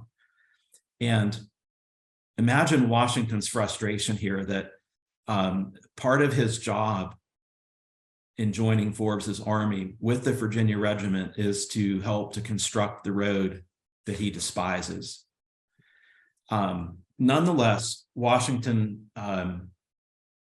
proves to be a team player and does in fact fully engage his energies and talents for Forbes's expedition.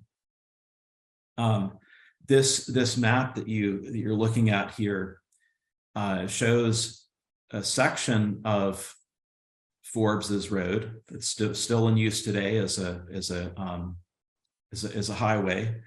This is in Allegheny County, and this is just a little bit to the west of a place called Washington's Camp. And at this point in the expedition, the British are very close to their objective of Fort Duquesne. One other thing I wanted to say about Forbes's expedition, and this is I think one of the moments that Washington himself identified as one of the most dangerous points in his entire career. If you go back to the previous slide, in early November of 1758, just a short distance outside of Fort Ligonier, there is a skirmish that takes place involving a French party intent on reconnoitering Fort Ligonier. And some of the elements, there are two parties of Washington's Virginians that are sent out by General Forbes to fix and attack this French force. Washington is leading one of those two separate parties. In the fog of war, November 12th, 1758, these two Virginia forces, when they're out in the woods, inclement weather, they end up mistaking one another for the enemy. And it leads to a moment that George Washington described even late in life in 1787 he said he was never in more imminent danger by being in between the two fires. So Washington was in between the two lines of Virginians firing at one another, and Washington is trying to get them to cease fire and knocking down their muskets and that kind of thing. It was a very sad moment for the Virginians in that over 30 of them were killed in this skirmish. It's still an episode that is cloaked in a little bit of mystery. And it might be that just that people at that time didn't want to talk about it as a friendly fire incident. The picture that you see on the slide there is perhaps the the general area where the Virginians were operating. We really don't know exactly where this incident took place. But one of the key things that comes out of this that leads to the British renewing their attack, or I should say their march on Fort Duquesne, is that they capture a French prisoner who happens to be a former British soldier, a deserter who was in the enemy's ranks. And this captured prisoner provides the British some key intelligence about how weak Fort Duquesne really is. And Forbes is convinced to, even though it's late in the season, it's mid-November, it's raining, it's potentially snowing soon, he decides to keep pressing forward with the army. And here, and I'll close on this note, that this leads arguably to the pinnacle of George Washington's military career in the French and Indian War. For this final advance on Fort Duquesne, George Washington is given the honor by John Forbes, despite all of their differences. Washington is given an honorary title of Brigadier General. He commands a brigade of American provincials. So that this was an intercolonial force. There were troops from Maryland, from Virginia, from North Carolina, from Delaware. All those American provincials are brigaded together, and Washington is given command of this brigade. And so Washington in this unit will lead a lot of the advance, the final advance on Fort Duquesne. And November 24th actually is when the French will scuttle Fort Duquesne. They blow it up and abandon the fort. They had some of the contingents head down the Ohio River, some head up the Ohio River, but they understand that the game is up. And on November 25th, 1758, the British, including George Washington, will behold the smoldering ruins of Fort Duquesne, a triumphant moment for the young George Washington. So building on that, David, and thank you for the scenario that you've talked about with Forbes' campaign. I'm going to ask Christian, as Commander-in-Chief of the Virginia Forces and Commander of the Virginia Regiment, Washington interacted with senior British officials, Virginia government leaders, and leaders from other colonies. What did Washington learn about civil-military relations during the entire war? I began this afternoon by you describing the situation in Virginia after Braddock's defeat with one word, and that was hard. I could use the exact same word to describe Washington's understanding of civil-military relations. I think it's important to remember that this entire war, for much of Virginia, is politically unpopular. As far as the folks in 1756 to 1758 most affected in those back counties, those frontier counties, this is a very unpopular war.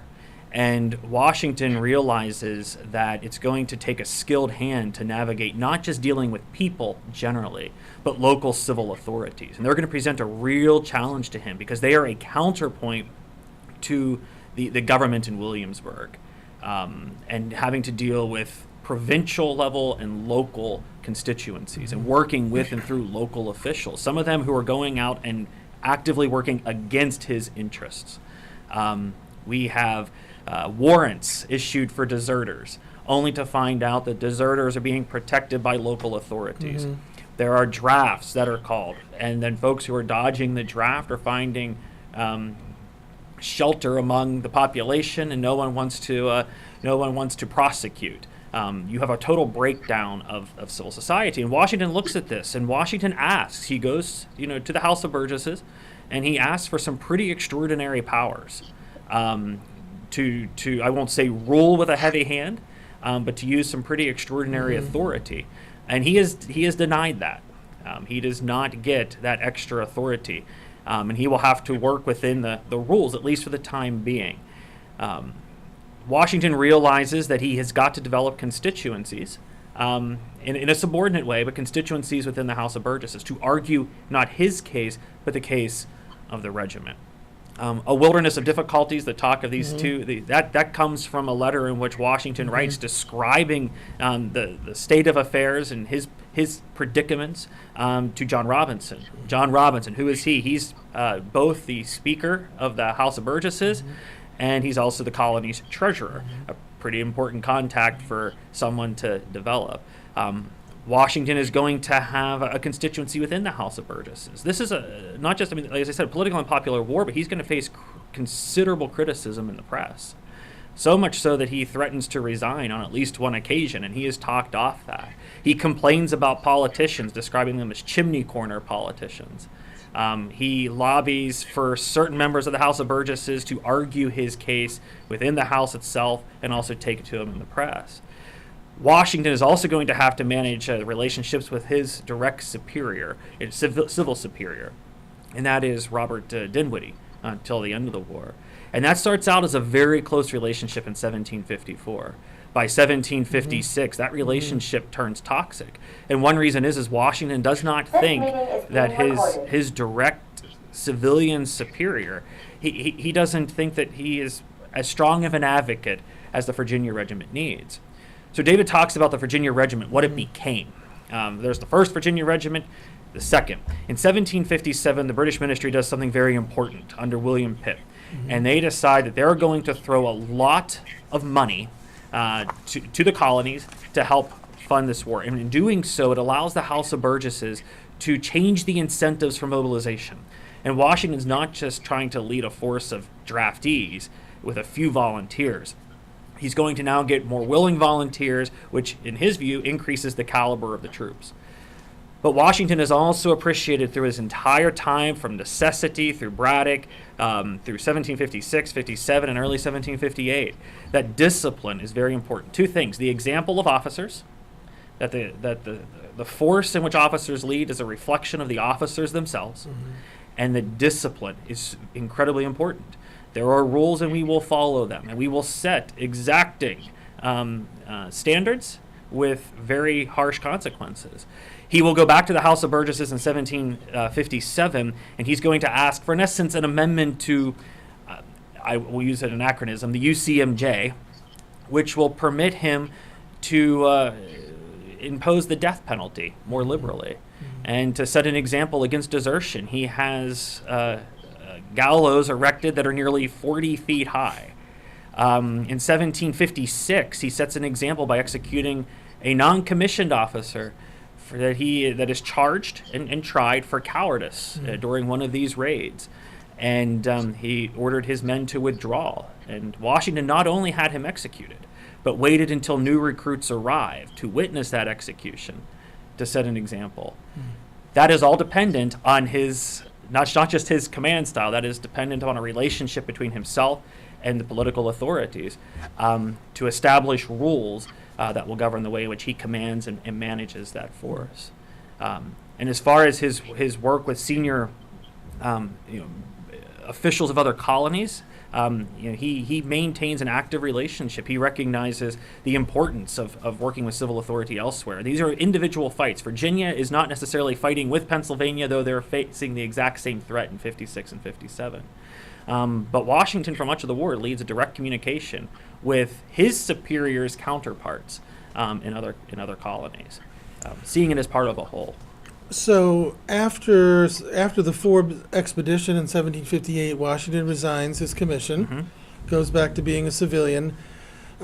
Briefly, if you can, so we can fit in all the stuff that we want to talk about here, how did the war, in your opinion, change Washington?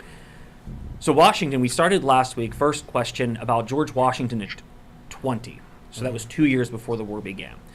Now in 1758, when Washington is riding home, he is 26. So if you look at any 20-year-old to 26-year-old, we may be separated by 260 years, but that's not enough to change sort of the human condition.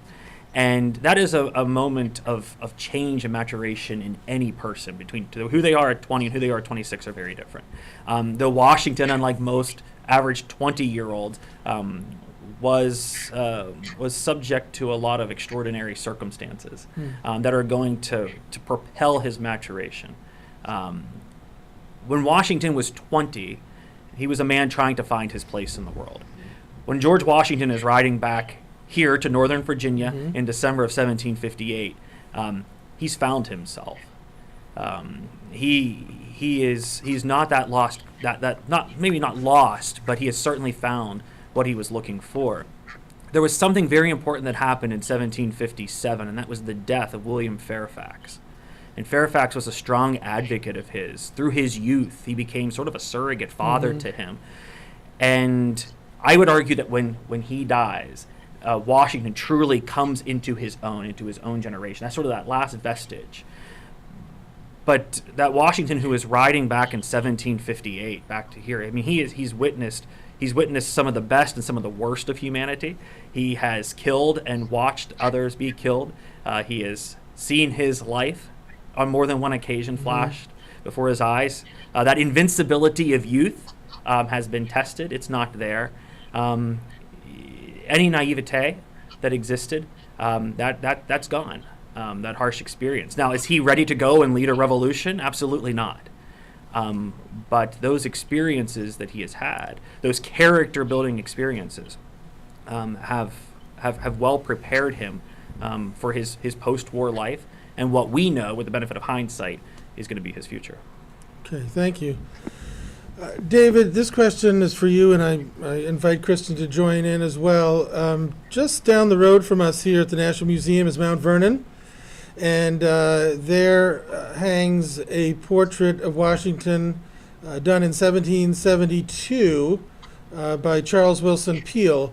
And Washington decided to sit for that portrait in his French and Indian War uniform. Can you comment on that portrait and how it captures the meaning of Washington's first war? Right. So I encourage the audience, especially if anyone lives in the DC area, go visit Mount Vernon and see this magnificent portrait.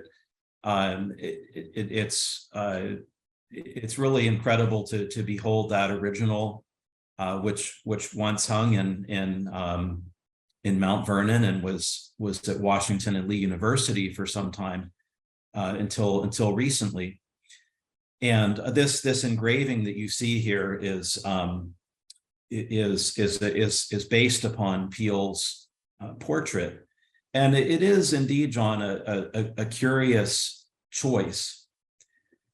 Washington could have in 1772 worn the latest fashion from London, which would have reflected, as Christian said just a moment ago, how Washington really had come into his own as a leader in post-war Virginia society, as a legislator, a member of the House of Burgesses, married to Martha Custis, incredibly wealthy at this point, and yet he chooses to put on his uniform, his colonel's uniform. And the backdrop of this portrait is not Mount Vernon. It's not the settled part of Virginia, but rather the woods of North America. And I think Washington did choose to wear this uniform as a kind of statement of this emerging sense of what it means to be British American, that sense of being Americans that he spoke about in 1757. And here was an officer who did pride himself upon his military career and exploits in the French and Indian War, his service to king and empire. One of the interesting inclusions in this uniform, you can see it tucked into his left waistcoat pocket. It's an actual document. It's not just some prop. In the Peale painting, You can see it clearly labeled as order of march. And it was an order of march of an army that Washington had diagrammed and drafted in 1758 during Forbes's expedition, when he was leading that final march on Fort Duquesne. And that provides a little bit of insight for us on the pride that Washington took in that moment.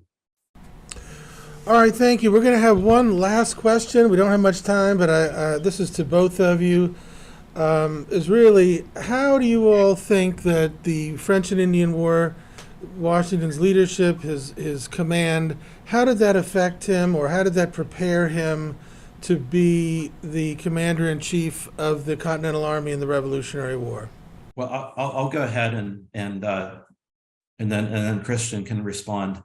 I think that Washington's French and Indian War career, it powerfully anticipated the types of challenges that he would face in the Revolutionary War. Of course, as Christian emphasized in our first session, the idea that Washington or any colonist alive in 1772 is anticipating an 8-year-long war with Great Britain that would become a revolution. This is in no one's horizon in 1772. We can only talk about this question with the benefit of hindsight. But Washington did experience in the French and Indian War some of the challenges that he would face in the Revolution. I'll give you a few examples here. How do you preserve an army in the field from collapse of the type that he had witnessed in Braddock's expedition? How do you form and discipline an army while you're under attack at the same time? That was Washington's challenge in the Revolution as well. Defending a population, something that Christian mentioned moments ago, that's also something that Washington understands as part of the nature of the Revolutionary War. Civil military relations, keeping armies supplied in the field. And it's important to emphasize here that Washington didn't just perceive or experience these issues in the French and Indian War.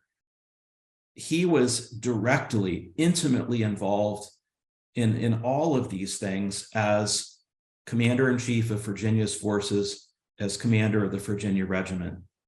Remember that in this time period, Washington is essentially his own staff. He doesn't have like a modern army staff with all the different sections. He is his own logistics officer or intelligence officer, for example. So in all those ways, I think that this war does prepare Washington for this great unknown that he'll experience beginning in 1775. Having little to add directly to that, but to wrap us up and take us all the way back to our beginning and bring us back to this moment, just an anecdote. July 3rd, 1754. 11 o'clock in the morning, the French arrive at the Great Meadows. And the first shot of the battle is fired by a 19-year-old named Philemon Waters. Now, Philemon Waters, after the battle, will serve in the Virginia Regiment, and after the war, he's going to go to South Carolina. He will be where David is, serving in the legislature in Charleston. And eventually, in the 1770s, that land bounty that was offered to recruits in that first campaign is eventually, 20 years after the fact, going to become available. Waters learns of this after the fact, and he makes his way to Virginia, and as he's coming to Virginia, it is in April of 1774. And what Washington is, or what Waters does, is he arrives at Mount Vernon, and he meets with Washington, and they have a conversation. And Washington is going to agree that yes, you are in fact this person. You fired that first shot, you are eligible, but the land has already been surveyed and it has already been issued. Waters is going to leave unsatisfied. He will continue a correspondence with Washington even after the Revolutionary War. But unbeknownst to both of those men, the day prior, on the outskirts of Boston, there's been a clash between colonists at Lexington and Concord and British soldiers. Washington and Waters are going to learn of this in the coming days. And what does that mean? Why tell that story? When Washington is going to learn that this has now become a contest of arms, beginning to see the direction, the trajectory this is beginning to take, knowing the role he very likely is going to play. We know that when Washington learns of this, and the first shots of his second war being fired, he has just been with the man who could be said to have fired one of the first shots of his first war. That experience is very much at the front of his mind. We know that Washington takes command 21 years to the day after Fort Necessity outside of Boston. And we know afterwards in 1776 he writes to Adam Stephen, a man who was at Fort Necessity and subsequently commanded at Fort Cumberland and then serves in the Revolution. And he'll write that not an instance of the, I'm paraphrasing, of the 3rd or the 9th of July ever passes without him reflecting on their fortunate escape from the Great Meadows and at the Monongahela. So not just how did it prepare for him, but how did he reflect and how did he keep those experiences close? It was with him for the remainder of his life.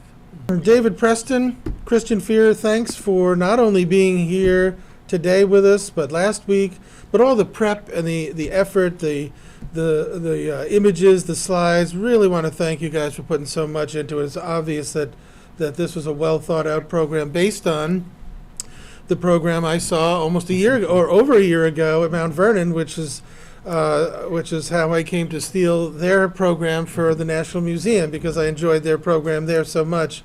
So thanks very much. Thanks to our audience for tuning in. We had a good crowd today, and also want to thank the entire programs and education team and the IT folks here at the National Museum for really working very hard to get the program up off the ground and running and available to you in this format. So with that, hope we see you down the road at some other museum programs. Thank you.